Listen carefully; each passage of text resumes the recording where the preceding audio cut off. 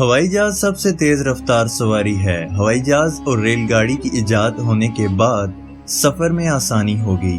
دنوں اور مہینوں کا سفر جہاز کے ذریعے گھنٹوں میں ہونے لگا۔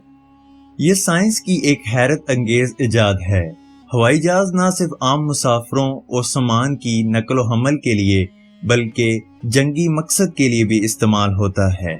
ہوائی جہاز کا تجربہ سب سے پہلے مسلمان سائنسدان ابو القاسم اندلیسی نے کیا تھا۔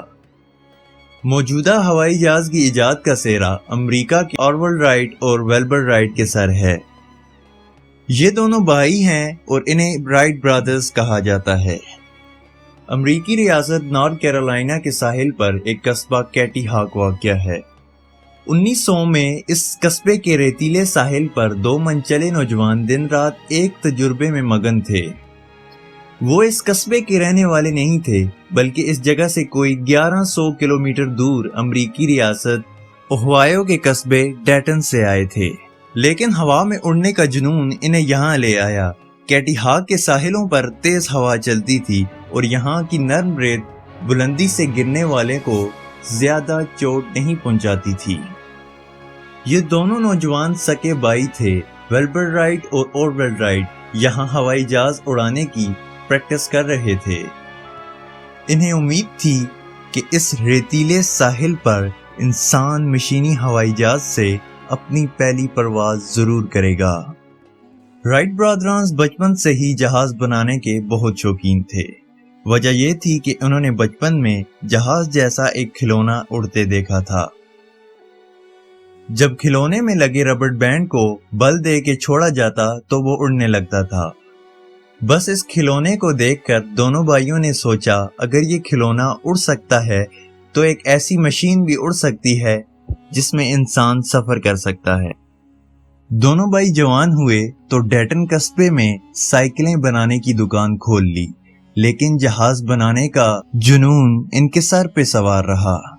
پھر انہوں نے کئی سال کے مطالعے اور تجربات کے بعد بغیر انجن کا ایک جہاز جو کہ اصل میں گلائیڈر تھا وہ بنایا اور بچپن کے خواب کو پورا کرنے کے لیے کیٹی ہاک پہنچ گئے۔ وہ خالی گلائیڈر کو رسی سے باندھ کر پتنگ کی طرح ہوا میں اڑانے کی کوشش کرتے تھے اور قصبے کے لوگ بھی وقت گزاری کے لیے ان بھائیوں کے تجربات دیکھنے آ جاتے تھے۔ ایک بار تو گلائیڈر بری طرح ٹوٹ گیا، لیکن دونوں بھائیوں نے اس کی مرمت کر کے اسے پھر سے اڑنے کے قابل بنا دیا۔ دونوں بھائی کئی تجربات کے بعد اپنے شہر لوٹ گئے۔ پھر اگلے سال 1901 میں جب وہ واپس آئے تو ان کے پاس گلائیڈر کا ایک بہتر ڈیزائن تھا۔ یہ ڈیزائن انہوں نے پچھلی سال کے تجربات سے سیکھ کر بنایا تھا۔ اس بار انہوں نے اپنا کیمپ بھی ایک نئی اور بہتر جگہ منتقل کر لیا۔ یہ گلائیڈر اڑتا تو تھا مگر وہ ابھی اسے اپنی مرضی کے مطابق کنٹرول نہیں کر پا رہے تھے۔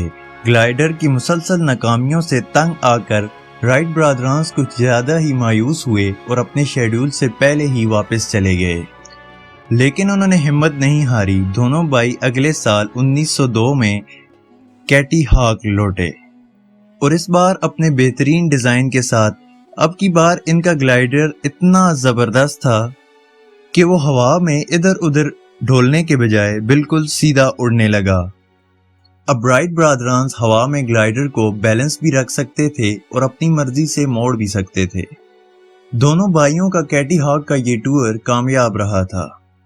انہوں نے طے کر لیا تھا کہ اگلی بار وہ انجن والا جہاز اڑا کر تاریخ ضرور رقم کریں گے۔ دسمبر 1903 میں رائٹ برادرز چوتھی بار کیٹی ہاک آئے تو ان کے پاس رائٹ فلائر تھا، دنیا کا پہلا ہوائی جہاز۔ جہاز کو اڑانے کے لیے اس میں موٹر نصب کی گئی تھی۔ 14 دسمبر کو رائٹ برادرز نے اڑان بھرنے کا فیصلہ کیا۔ پاس پڑوس کے لوگ بھی یہ تجربہ دیکھنے کے لیے جمع ہو گئے۔ جہاز اڑانے کے لیے رن وے کی طرح ریلوے لائن جیسا ایک ٹریک بھی بنایا گیا تھا۔ ویلبر رائٹ نے بھی اسی ٹریک سے اڑان بھری، لیکن ان سے ایک غلطی ہو گئی، وہ یہ کہ اس نے ٹیک آف کرتے وقت جہاز کی نوز یعنی اگلے حصے کو کچھ زیادہ ہی اوپر اٹھا دیا تھا۔ چنانچہ چند ہی لمحوں میں جہاز کا توازن بگڑ گیا، اس کی موٹر بند ہو گئی، جہاز نیچے گرا اور اس کے کچھ پرزے ٹوٹ گئے۔ ٹوٹے جہاز کی مرمت کرنے میں 2-3 دن اور لگ گئے۔ پھر 17 دسمبر کا دن آیا۔ 17 دسمبر کو دونوں بھائی پھر جہاز اڑانے کے لیے تیار تھے۔ اس بار ویلبر کی بجائے اورول جہاز میں سوار ہوا اور پھر جہاز ایک جھٹکے سے فضا میں بلند ہوا۔ اس لمحے کیمرے کا بٹن دب گیا اور انسان کی پہلی مشینی اڑان کی تصویر بن گئی۔ اورول رائٹ نے 17 دسمبر 1903 کی صبح 10:35 پر اڑان بھری تھی۔ اس نے 12 سیکنڈ میں 120 فٹ کا فاصلہ طے کیا اور پھر لینڈ کر گیا۔ 4 سال کی ناکامیوں اور مسلسل محنت کے بعد ہوائی جہاز کی ایجاد کا سہرا رائٹ برادرانز کے سر سج چکا تھا۔ اس روز دونوں بھائیوں نے 3 مزید پروازیں کی۔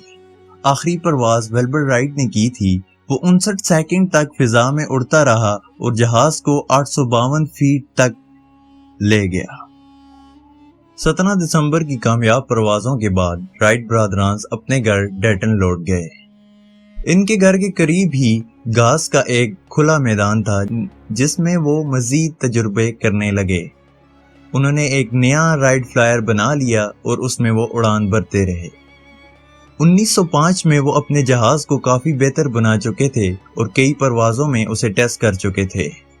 وہ یہ جہاز امریکی فوج کو بیچنا چاہتے تھے اور پھر دونوں بھائی 1908 میں دوبارہ کیٹی ہاک پہنچے اور اپنے بنائے ہوئے ایک نئے طیارے کو ٹیسٹ کیا۔ صحافی دور جنگل میں چھپ کر دوربینوں سے یہ مظاہرہ دیکھتے رہے۔ ان صحافیوں کے ذریعے یہ خبر نیو یارک اور پیرس کے بڑے اخبارات میں شائع ہوئی۔ ان خبروں کے بعد امریکن آرمی بھی رائٹ برادرانز کی ہوائی جہاز کی پرواز کا مظاہرہ دیکھنے پر تیار ہو گئی۔ ادھر پیرس سے بھی رائٹ برادرانز کو دعوت نامے موصول ہونے لگے۔ چنانچہ ویلبر رائٹ نے پیرس کا راستہ لیا اور اورول رائٹ کے ذمے یہ کام لگایا کہ وہ امریکی فوج کو ہوائی جہاز کا ڈیمو دکھائے۔ اگست 1908 میں ویلبر رائٹ نے پیرس کے نزدیک لیمینسی کے قصبے میں ہوائی جہاز اڑایا۔ تمام فرانسیسی اخبارات نے اس اڑان کی خبریں اور تصویریں شائع کی۔ اگلے ماہ ستمبر 1908 میں اورول رائٹ نے امریکی ریاست ورجینیا کے فوجی اڈے میں امریکی فوجی افسران کے سامنے کامیاب پرواز کی۔ اورول نے چند ایک بار کامیاب پرواز کے مظاہرے کیے، لیکن پھر اس کے ساتھ ایک حادثہ ہو گیا۔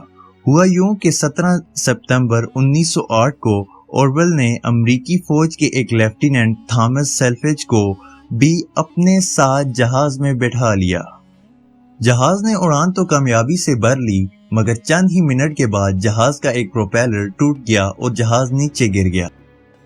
اورول نے جہاز کو بچانے کی بہت کوشش کی، لیکن جہاز پوری رفتار سے زمین سے ٹکرایا اور اس حادثے میں سیلفیج کی موت ہو گئی، جبکہ اورول کو ٹانگ، پسلیوں اور کمر میں شدید چوٹیں آئی۔ یہ ہوائی جہاز کریش ہونے کا پہلا واقعہ تھا جس میں ایک انسان تھامس سیلفریج کی جان چلی گئی۔ اورول رائٹ اب اسپتال سے نکل کر اپنے بھائی کے پاس یورپ چلا گیا۔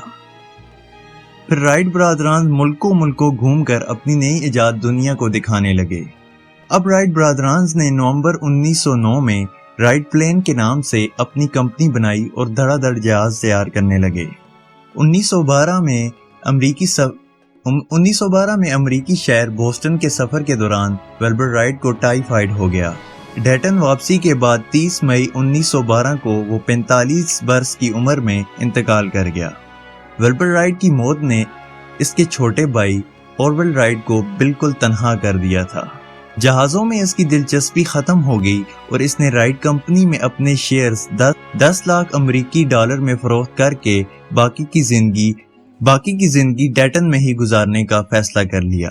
1948 میں 76 برس کی عمر میں دل کے دورے سے اورول رائٹ کی بھی موت ہو گئی، اور یوں دنیا کا سب سے پہلا ہوائی جہاز بنانے والے دونوں بھائی اس دنیا فانی سے رخصت ہو گئے۔